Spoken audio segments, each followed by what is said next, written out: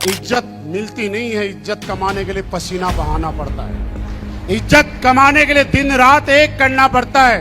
इज्जत कमाने के लिए आराम छोड़ना पड़ता है।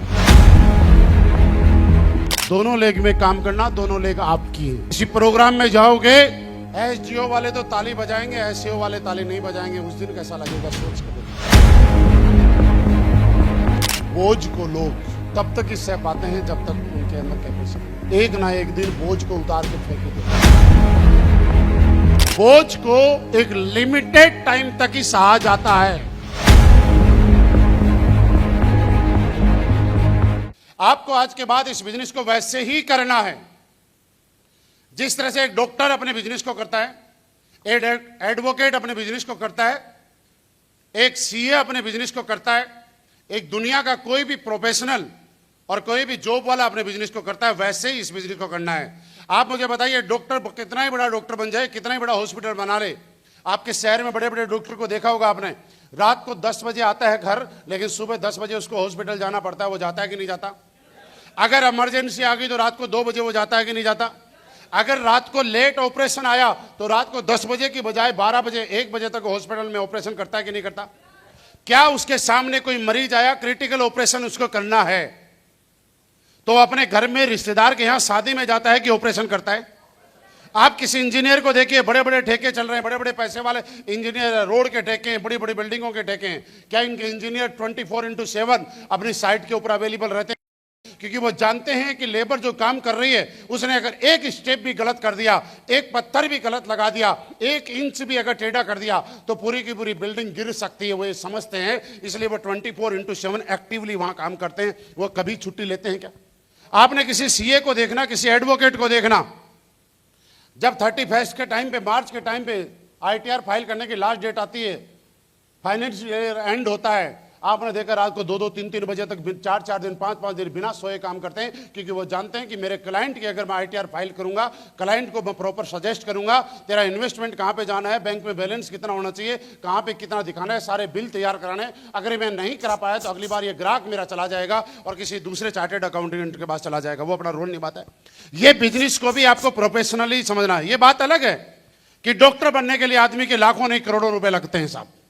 इंजीनियर बनने के लिए, पायलट बनने के लिए, चार्टेड अकाउंटेंट बनने के लिए, किसी भी प्रोफेशन में जाने के लिए आपके लाखों रुपए लगते हैं। 4-5 साल की मेहनत होती है और अथाह परिश्रम के बाद आपको एक रैंक हासिल होता है। पैसे नहीं कमाते हैं, एक रैंक हासिल होता है, पैसे नहीं कमाते हैं, एक पद मिलता है। वो किसी भी रूप में हो सकता है। लेकिन हमारे बिजनेस का अच्छा पॉइंट ये है कि बिना पैसे के शुरुआत हो जाता है, और नेगेटिव पॉइंट भी ये है कि बिना इन्वेस्टमेंट के बिजनेस शुरू होता जाता है। तो आप इसको पॉजिटिव की जगह हम लोग नेगेटिव ले जाते हैं, और हमें ऐसा लगता है कि फ्री में बिजनेस मिल गया। हमारा लगा ही क्या है, किसी के घर में प्रॉब्लम थी, 50,000 में ठीक नहीं हुई, और हमारे प्रोडक्ट में 15,000 में ठीक होगी। वो आदमी तो इस बिजनेस को 35,000 रुपये बचा के आया है इस बिजनेस। और आप में से कई लोग ऐसे होंगे जो पैसे लगा के नहीं, पैसे बचा के इस बिजनेस में आए हैं। यस या नो? तो इसलिए आज के बाद शुरू कीजिएगा, डेली एक नियम बनाएगा, 8 बजे तैयार होकर घर से बाहर निकलिएगा। क्योंकि जो आदमी घर से बाहर निकलेगा वही धंधा लेके आएगा। हम लोग सेल्स की इंडस्ट्री में, सेल्स में आप इंश्योरेंस वाले को देखिएगा, एयरटेल की सिम बेचने वाले को देखिएगा, रिलायंस की सिम बेचने वाले को देखिएगा, रिलायंस फ्रेश वाले को देखिएगा। इन लोगों ने पैसे तो कमा रहे यार। आप देखो, जियो की सिम बेच रहा है, कितना पैसा कमा रहा होगा महीने में? 5,000, 8,000, 10,000, इससे ज्यादा थोड़ी कमा रहा है। लेकिन सुबह 8 से लेकर रात को 10 बजे तक मार्केट में रहता है कि नहीं रहता? आप अगर एमरेड बने हैं तो कम से कम इस कंपनी से 1.25 लाख रुपए तो कम से कम कमाए होंगे ना। अगर 1 साल में भी बने हैं तो भी आपका 10,000 का एवरेज आया होगा या नहीं आया होगा? उसके बाद हम लोगों को यहां से बाहर निकलना चाहिए या नहीं निकलना चाहिए? मुझे बताओ। आज के बाद नियम बनाइए कि चाहे कुछ भी हो जाए, पहले दिन जिस दिन बिजनेस शुरुआत किया था, मेरा काम सेकंड दूसरा है। अगर आप रियली यहां पे सक्सेस होना चाहते हैं और आप अपने दूसरा जो धंधा है उसके साथ कंपेयर कीजिएगा, इसको अगले 5 साल के अंदर कंपेयर कीजिएगा। अगर दूसरे धंधे में 5 साल में इससे ज्यादा पैसे कमा रहे हैं, मैं कहता हूं इस बिजनेस को आज छोड़ो। पार्ट टाइम करो ये नहीं कहूंगा, आज छोड़ो। क्योंकि आप पार्ट टाइम पास के लिए इसको कर रहे हो, लेकिन आपके डाउन में जो बंदा आ रहा है, क्या वो टाइम पास करने आ रहा है क्या? आपके डाउन में आपके अपलाइन को आप लेके गए और आपने तो ठोक बजा के नहीं बोला कि आप करोड़पति बनोगे, लेकिन अपलाइन को लेके गए फॉलोअप कराने के लिए। इसलिए अपलाइन का कर्तव्य बना कि उसने ये बोला आपके यहाँ पे कि आप और हम साथ काम करेंगे, आप 100 एचपी का पैसा दो, 5 साल में हम लोग मिलकर आपको करोड़पति बनाएंगे? आपका अपलाइन ऐसा बोलता है? क्यों बोलता है? अपलाइन की मजबूरी है। अगर ऐसा नहीं बोलेगा तो 100 एचपी का पैसा नहीं देगा। वो अपना धर्म निभा रहा है। इस धर्म के चक्कर में आप बोलते हो मैं थोड़ा ही लाया हूं आपको। लेकिन मेरे सोच हो सकता है आपके लिए टाइम पास हो सकता है, आपके लिए दूसरा बिजनेस कोई अच्छा हो सकता है, लेकिन जो आपके डाउन में कोई आ रहा है उसके लिए टाइम पास नहीं है। इसलिए करना है तो सीरियसली, और छोड़ना है तो सीरियसली छोड़ दो। आपको इस बिजनेस में लगाव हो गया, मोहब्बत हो गई, ठीक है, नहीं छोड़ सकते तो एक काम करो, बिजनेस करना छोड़ो।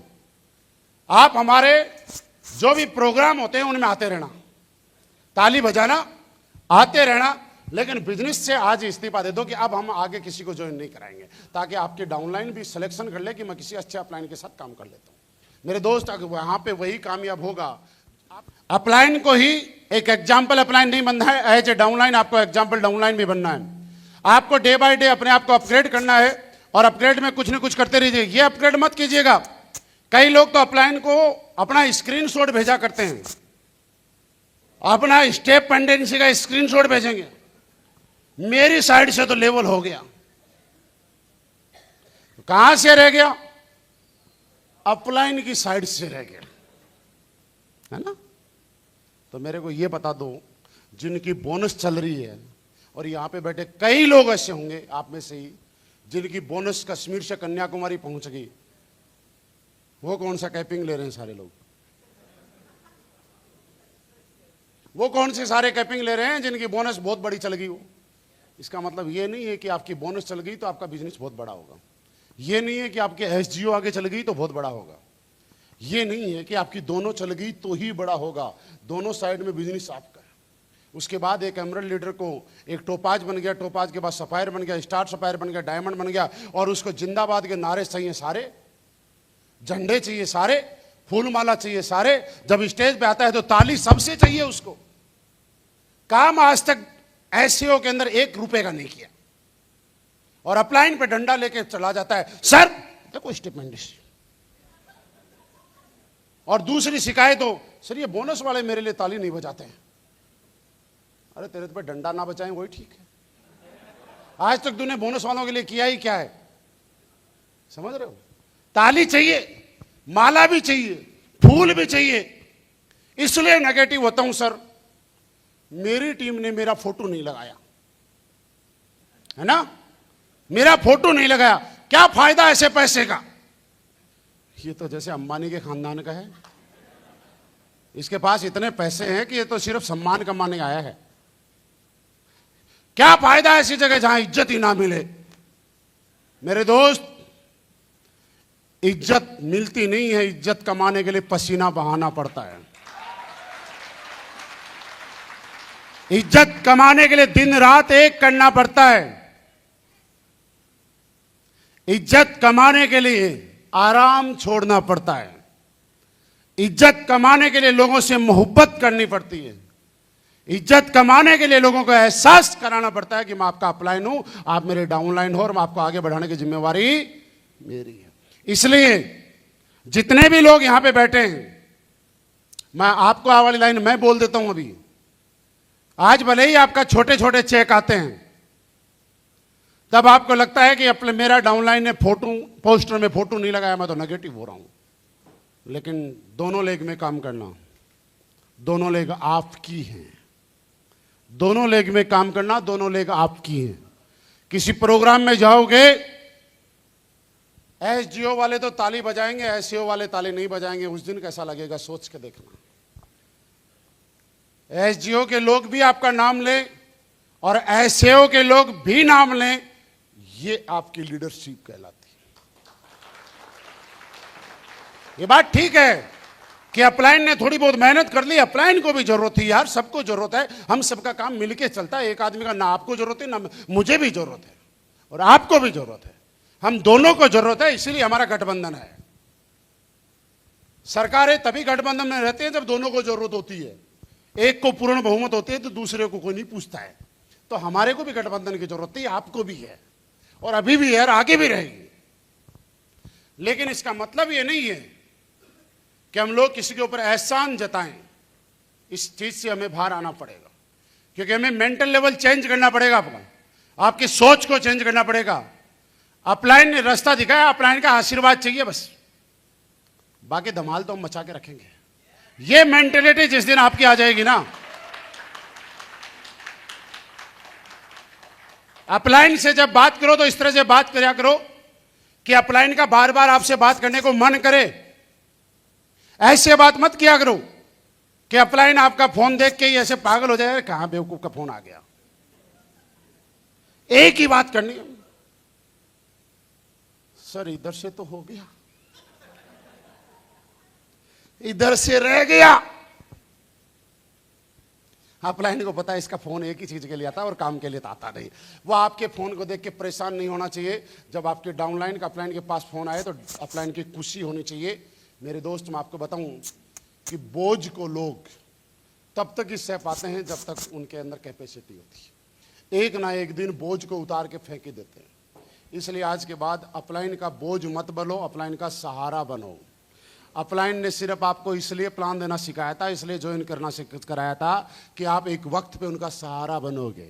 आप जिंदगी भर अगर अपलाइन को ये पता होता कि आप बोझ ही बने रहोगे तो पहले दिन ही आपकी जगह किसी और को ज्वाइन कराता और उसके साथ दिन रात लग जाता। बोझ को एक लिमिटेड टाइम तक ही सहा जाता है, लेकिन सहारा मरते दम तक आदमी को चाहिए। आपको डिसाइड करना है कि अपलाइन का बोझ बन के रहना है या अपलाइन का सहारा बन के रहना है। डिसाइड आपको करना है। अगर बोझ बन के रहोगे तो एक ना एक दिन पिछड़ जाओगे यार। कभी तो सर पे दर्द होगा ना यार अपलाइन के, कब तक बोझ ढोएगा। और सहारा बन के रहोगे तो छूटने की कोशिश करोगे, फिर भी अपलाइन आपको छोड़ेगा नहीं, आपको लेके निकल जाएगा, क्योंकि अपलाइन जानता है कि इसको मेरी ही जरूरत है। इस दुनिया में कोई आदमी बच्चे इसलिए पैदा नहीं करता कि बुढ़ापे में उसको लात मारेंगे। हर आदमी बच्चे इसलिए पैदा करता है, इसलिए अच्छी परवरिश करता है कि बुढ़ापे में उसका सहारा बनेंगे। बुढ़ापे में जब वो चलने लायक नहीं रहेगा तो उसको रोटी देंगे, उसकी परवरिश करेंगे। यस, अगर हर माँ बाप को ये पता चल जाए कि बेटा बुढ़ापे में तेरे को वृद्धाश्रम में छोड़ के आ जाएगा तो शायद माँ बाप का इंटरेस्ट बच्चे पैदा करने में कभी नहीं रहेगा। वो बिना पापा कहे बर्दाश्त कर लेगा, लेकिन अंतिम वक्त जो है ना वृद्धाश्रम वाला, वो सहन नहीं कर पाएगा। सही बोल रहा हूँ? तो इसलिए आप ऐसे मत बनिए। आपकी छवि, आपका किरदार, आपका रोल एक सपोर्टिंग डाउनलाइन का बनाइए कि आपकी अपलाइन जब स्टेज पे खड़ी हो तब हो सकता है अपलाइन को आपका नाम लेना पड़े, क्योंकि देखिए बिजनेस है, नाम तो लेना पड़ेगा, आपको भी लेना पड़ेगा, लेकिन दिल से आपका नाम ले रही है या फॉर्मेलिटी में आपका नाम ले रही है, ये तो सिर्फ आपके ऊपर ही डिपेंड करता है ना। अपलाइन जब स्टेज पे आए तब आपका नाम ले, इससे जरूरी नहीं है, लेकिन अपलाइन दिल से आपका किसी और के सामने एग्जाम्पल दे कि यार मेरी डाउनलाइन में एक लीडर है, क्या शानदार लीडर है यार, आज तक उसकी कोई शिकायत नहीं, लीडर है, कभी किसी बात नहीं टालता। ऐसे बनने की कोशिश करनी है, ठीक है? अपग्रेड करते रहिएगा।